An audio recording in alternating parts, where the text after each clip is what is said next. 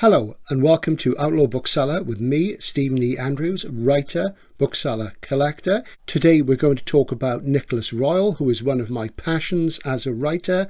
I have mentioned him a few times recently.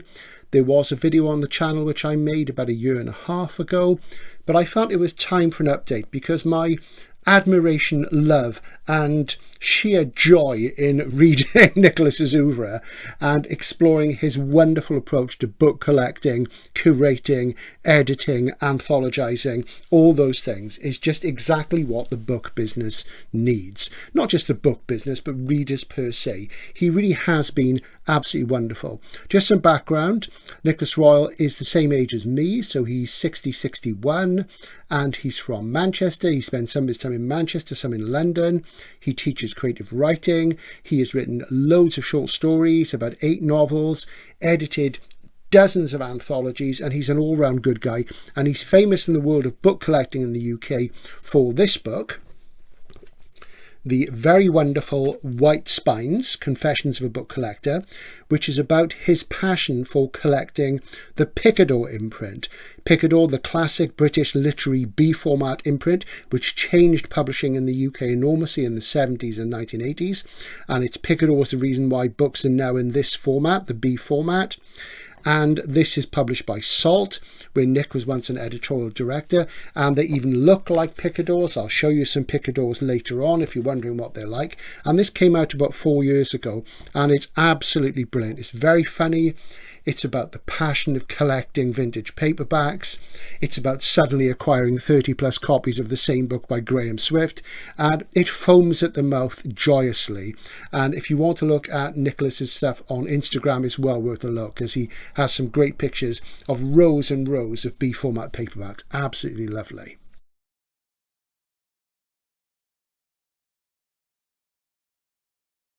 What I want to do is talk over some of his oeuvre, but also talk about his new book. And this is his new book, Shadow Lines, which came out about a couple of months ago. And as it says, the subtitle, Searching for the Book Beyond the Shelf. And this is a quasi-sequel to White Spines, and it's published by Salt. And the whole idea of this is that Nick found that he was getting very obsessed with the things that he was finding inside second-hand books. Bus tickets, bits of passports, inscriptions people had written in, addresses, names, phone numbers, all sorts of other things, whatever's used as a bookmark, maybe it was a receipt and so on. And he calls these things inclusions. And that's what this book is about. Now you might think, how can you write a book just about that? But it's about lots of other things, of course. It's about his love for the Reverend Awdry's railway books, the Thomas the Tank Engine books. It's about his love of Paul Auster, the recently departed genius figure of world literature, and many, many other things besides, and it's great fun. I would say anybody who really loves books, and this is a divisive thing, there are people who read, there are people who read a lot, and then there are the true bibliomaniacs amongst us, which I'm very proud to be one. If you really love books, if you're the sort of person who has to all have all your orange penguins on the same shelf together, as another writer said about White Spines, you will really love this. So I want to talk about what he does. In this book, when he comes across an inclusion, if it's something like a postcard with an address and a name on it, or a phone number. If there's an address, he will send the book back to the address. He will ring the person up. Often, years have passed and things have changed. But he goes through his adventures doing these sort of things. And it's really, really funny. And again, he gently foams at the mouth throughout. So I really love this.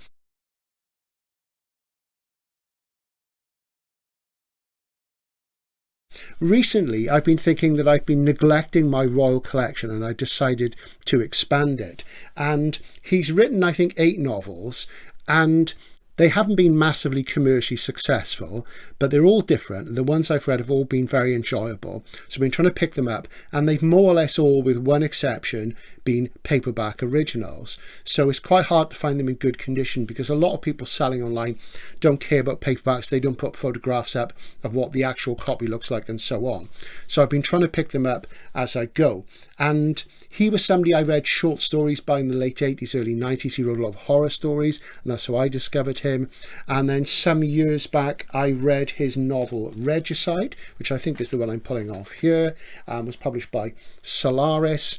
Broadly, you could say it's a horror novel. I would say it's a sort of fantasy novel. If you like things like China Miéville, M. John Harrison, really good. It's about a guy who works in a record shop, has his own record shop, and he meets this amazing woman, and he goes off on a quest for her, and it gets very strange, and it's brilliant. It is out of print, but well worth picking up. Regicide, of course, means king killing, and you know, where does that come into it? Well, I'm not really going to say, because he's quite subtle. Really enjoyed this great book. So funnily enough, is there an inclusion in this one?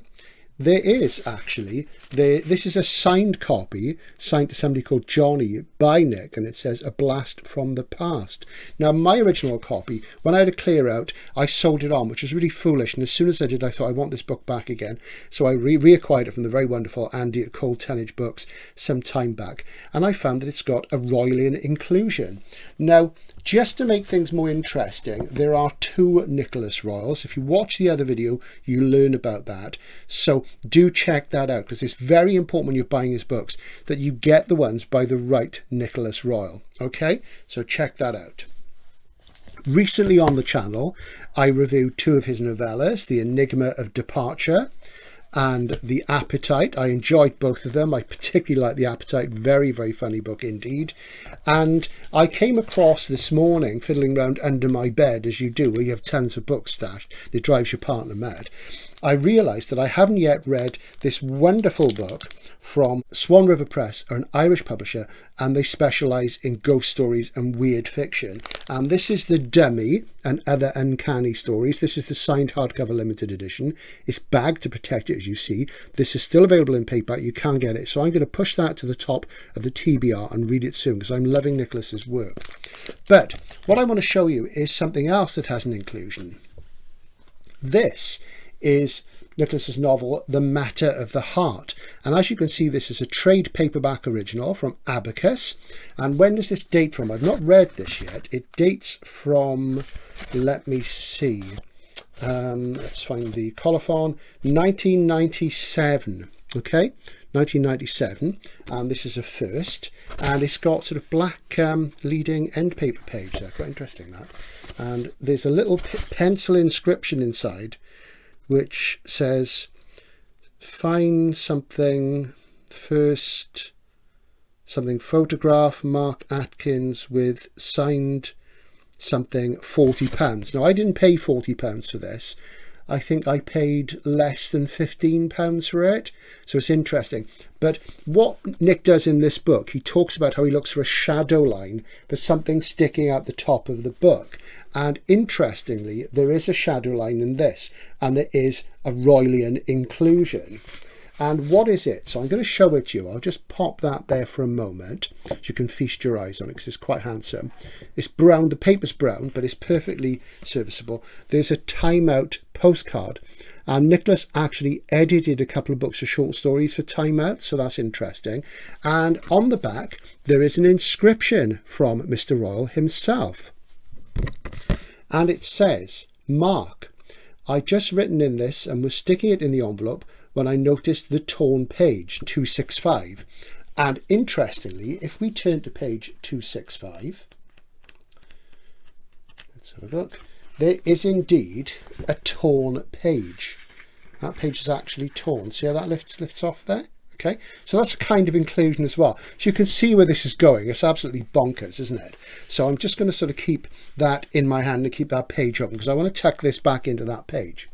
So to resume, when I noticed the torn page 265, I just wanted you to know I hadn't intended to give you damaged goods, but once I'd inscribed it, it sort of became your copy, not mine. And this is the sort of wonderful thing that Royle comes up with.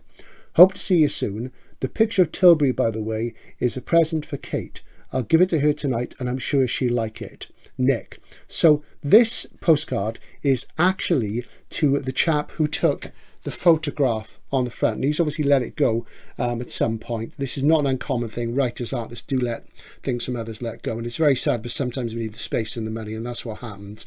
So this is an important associational copy of the first edition, and it has an inclusion which fits in perfectly with the Royle narrative of inclusions in shadow lines. So that's something to look out for. But I was really tickled by that, and I hope you find that entertaining as well. If you don't, and you think I'm completely mad, you will also think that Nicholas Royle is completely mad. If you're a book collector, you will understand all this instinctively and perfectly, so it's not really an issue. What else does Nick cover in Shadowlines? I hope he doesn't mind me calling him Nick. I'm sure he doesn't. I have had an email from him once. He seemed like a very nice chap. And some of the things he mentions all sorts of books in there, and too many for me to list. But I am going to talk about one of them he mentions. He mentions one of my favourite novels from recent years, which is the very wonderful Zeroville, by, is it Steve Erickson? It's Steve Erickson, because of course there's a Stephen Erickson who's a fantasy writer. This is Steve Erickson, and I'm just going to pop it here in the place of White Spines for a moment. And as you can see, this is Europa Editions, trade paperback in wraps. They're not French flaps, they're wraps. Look at that, very beautiful. This came out, when did it come out? It must be about 2010, let's just see. 2007. This is a fifth printing from 2009. Europa Editions, they publish in Britain, in Italy. I've seen their books in Italian there, and also in America. This is an American one. This has not been published in the UK. I had to import this specially. I just fancy the look of it, and I read this in one sitting, and that would have been about 10 years ago, one summer's day. I started reading it in the garden, and I could not put it down. Anyone who remembers Steve Erickson from the 80s and 90s will recall that his books were published in B format, I think by Abacus, things like Days Between Stations, Arc Decks, and they very often would end up in the science fiction and fantasy section because they were clearly literary fantasy or SF of some kind, and they're very enigmatic. If you like things like Borges and Calvino, they're probably in that ballpark, but he's American. And I had read some of his work and thought it was interesting, but had never been blown away by it. But this took my head off. Now, I'm going to warn you, there is a film version of this which wasn't very successful, and it was filmed as a comedy, and I just can't see how that would work. But this is the narrative of a young man who decides he wants to become a film editor and a film director, and it's set in the 1960s, and he shaves all his hair off, and he has a tattoo on his head of, I think it's Montgomery Clift. Is it Montgomery Clift? Let's see. Of Elizabeth Taylor and Montgomery Clift kissing from a certain film he's keen on, and it's set in 1969, and he moves to LA, to Hollywood, where he gradually becomes a film editor against the backdrop of the Laurel Canyon scene, the Manson killings, the hippie dream going sour, all that sort of Sunset Strip stuff, and he becomes almost like the next Kubrick, and it's absolutely brilliant and riveting, an amazing novel. So Nicholas mentions this as one of the many books he mentions in Shadowlines, so if you can pick this up, do. I really recommend it. And it's really like a slipstream novel. It's the kind of thing that started to appear late 80s, early 90s, and it's gone on ever since, where you have books that have the feel of very modernist or postmodernist science fiction, but they aren't actually science fiction. I would really recommend this to people who like slipstream writing. It's really fantastic. So that's one of the books that Nicholas mentions in Shadowlines. Something else he writes about quite a lot is a book that's very dear to my heart, which is the New York Trilogy by Paul Auster. And again, here you see an American imported copy in Penguin Deluxe with a deckled edge of the New York Trilogy. Auster's not his first three novels. His first novel was the baseball novel Squeeze Play, as by Paul Benjamin, a crime novel set in the world of baseball, which has been out of print in Britain for at least 30 years, and apparently similar situation in the States, I'm told by a regular viewer. If you haven't read this, it is sublime. I am going to talk about Paul Auster at some length soon because he died recently, and I was planning to do this video and pop this in as a proviso for saying there will be something about Auster's books coming up soon, because I love his work, and great shame that he's gone. Real pity. And this is amazing, and Nick writes about this, and he has got quite a pile of copies. If you look on his Instagram, there's a picture on there which he posted recently of the number of copies he has of the New York trilogy. There's a stash of them about that high, which is typical of Nicholas's bonkers approach to book collecting that we love. We love the obsessiveness, we love the passion he puts into it. So if you've never read the New York trilogy, do. And when I was going through my Paul Auster books the other day, I came across this wonderful portrait of Mr. Auster. This is a black and white glossy, which I acquired from his publisher Faber and Faber way back in 1998 when I was editing a literary diary on the subject of identity, and identity is key to Auster's work. It's something that comes up a lot, and I needed glossies for each page of the diary to go alongside quotations, and I was quoting from one of Auster's books. I can't think which one it was now. And of course, I didn't ever return any of the pictures because they were so great. I kept them. Very naughty. So there's Paul there, classic picture. R.I.P. What a wonderful writer, major figure of American letters and world literature. So we will talk more about that. So that's something that Nick writes about. So there's a lot in this book about all sorts of things. So you should really go for it if you're a bibliophile. To talk a bit more about Nicholas's work, I have a little shelf here, as you can see, which I assembled recently, which shows you some of his oeuvre. And something that he's done for many years, I think it started in 2011, I believe, is the series which is called The Best British Short Story. And this is the first one from 2011. And these are published by Salt as well. And there we go. Let's have a look at that. Can we get that into frame? Right, so this is the first one from 2011. What Nicholas would do, being a really big fan of the short story, he would compile and collate these anthologies every year. There's been one every year. There's one due later this year, for this year. And I've never really bothered to read them. I've often felt I should read them because there are lots of great names in them. And he's very Catholic. He picks things from all sorts of genres, all sorts of writers. And he's very passionate about short stories. So this is the first one. So I decided to collect them.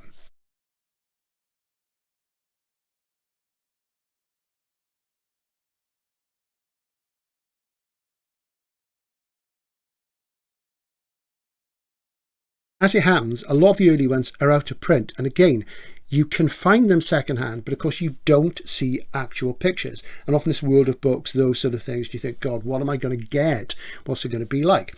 But interestingly, it appears that 2011 and 2012 are still available. However, one word of warning, they are print on demand. So you notice how white the text block of this is. So I was pleased to get this, but I was slightly disheartened by being print on demand because, you know, print on demand has its place and it can be good, with apologies to Leaky Boot Press, to Jim Goddard, who I know will have a go at me about this. Sorry, Jim. It is a great thing for small presses to have because it makes things affordable and doable. You don't have piles of books sitting in warehouses that you can't afford, holding your money up and creating cash flow problems. But it's not so nice as the real thing. So I got that one there, and I'm thinking, am I going to go for 2012, or am I going to watch out for the rest in the wild? And I've got all these here. I managed to get all of these new, and let's see. So my collection at the moment, apart from that one, begins with 2017. So I'm missing 12, 13, 14, 15, 16. So that's 5. So I've got my eyes open for pristine copies in the wild, in the second-hand bookshops of the UK. So far, no joy. But we'll get there. It'll happen. I'm not a completist, as you know. I'm not like my friend Jules Burt. God rest his soul. He's out there collecting now somewhere. What is he doing? He's out there. He's buying stuff up. He's getting the numbers filled up. We can rely on him. I'm not like that. I generally don't go for completism.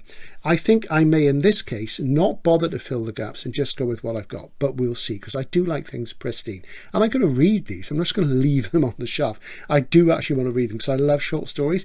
And I feel a bit behind on the mainstream side of things. So I'm going to go with these. So I'm going to present them to you one by one to show you how lovely they are. So 2017. There we go. 2018, very classy, aren't they? 2019, gorgeous. 2020, I like the fact they're all different coloured spines, really nice, and they are Salt. Again, Salt is a great little publisher. And we have 2021, Some of these I had to get online because they've actually gone OP, but I managed to get them new. Some I got from my work, 2022, and latest of all, 2023. 2024 will come out towards the end of this year. I think it comes out around about October. As I'm sure you'll agree, these are very, very pretty and they look nice on this little shelf. I bought these little shelves, I got 2 of them from Amazon because I just needed somewhere to put the sort of books which are video work in progress, so that they were nice and neat. So when I do a little bit of filming from the computer, that it at least looks half decent by me, because you're used to the kind of chaos that you see in the Outlaw Booksellers hideout. So there you are, very, very handsome, I think you'll agree. Now, time for more Royle. There are other things I want to expose you to from his oeuvre, and interestingly enough, something that he's engaged upon is a trilogy from Confingo Publishing, which are a trilogy of 3 short story collections set in different cities. And this is London Gothic. There we go. Very, very nice and simple. And it has wraps. Look at that. Wraps. There's no blurb in there. How avant-garde. There is a blurb in the back. And this is all Gothic stories set in London. Really, really nice. Got that recently. Haven't had a chance to read it yet. He followed that up a little while later with Manchester Uncanny. And as I say, Nick lives in London and Manchester. He spends some time in Manchester and some time in London, and he's travelled internationally, and he's planning a 3rd volume, which I think is Paris stories. So that's really, really exciting, and they're beautiful books, and you've got to do what you can to support the small presses who are doing this excellent work. So things to look out for. If you like weird fiction, odd ideas, quirkiness, Nick is your man. But he can write a straight novel with the best of them, it has to be said, because recently I read this one, which I reviewed, the director's cut, which even though it's got some outre ideas, it is a straight novel. It is really, really good. If you like the world of film, cineasts, London cinemas, what have you, really enjoy it. It's great stuff. It's got really good plotting as well. So what else do we have? This is Nick's first novel, Counterparts, which I acquired recently, and this is from Barrington, and I think there was a Penguin paperback of this. I've not read this yet. My friend The Good Doctor, who occasionally appears on the channel, he hasn't for a while, has read this and said there's one scene which is quite squeamish, so we'll gird our loins before we look at that. Very nice, I think you'd agree. And I do have a few more to find. There's Saxophone Dreams, and there's Antwerp I'm yet to acquire, and as I say, he's done loads of anthologies, so I'm going to try and get the rest of the novels, but I am getting there. But I want them in really good nick, and that's going to be the problem, but it is what it is. What I would say is his one novel which is easily available, though it is print on demand now, is the very wonderful first novel, which is his 8th novel. Now, the eagle-eyed amongst you will see that on the spine it looks rather like a picador. Okay, it's actually Jonathan Cape, and I know it's bagged. Now, I love Jonathan Cape. I do have a bit of a Cape fetish, I will admit. I think they've got the best jackets going. And you'll see on the cover there, there's a row of books which all have first novel and Nicholas Royle written on them. And at the bottom of their spines, they say Cape, but they're using the font and the typeface of Picador. And I'll just show you the rear. There we are. And this is a wonderful book. It's very, very funny. It's print on demand in paperback now. It costs you about $12.99. It really should have been really successful, and sadly it wasn't, and it should have been, because it's fantastic. It came out about 2013. He hasn't written a novel since. I think that is niggling him a bit, because he does mention it, I think, in Shadowlines. And it's about creative writing courses, collecting paperbacks, dogging, if you know what dogging is. We won't go any further into that. It has this amazing looping recursive structure. It's very witty, and it does grip you, and I thoroughly enjoyed it. It is one of the very best modern novels I've read recently. I don't want to say too much about it, because I think you should just plunge into it. But the central character is a creative writing tutor, and it's got all sorts of stuff in it. And it's not one of these dull, dry literary books. It's really, really accessible and funny and experimental. So I really think you should give it a go. A wonderful, wonderful slipstream novel.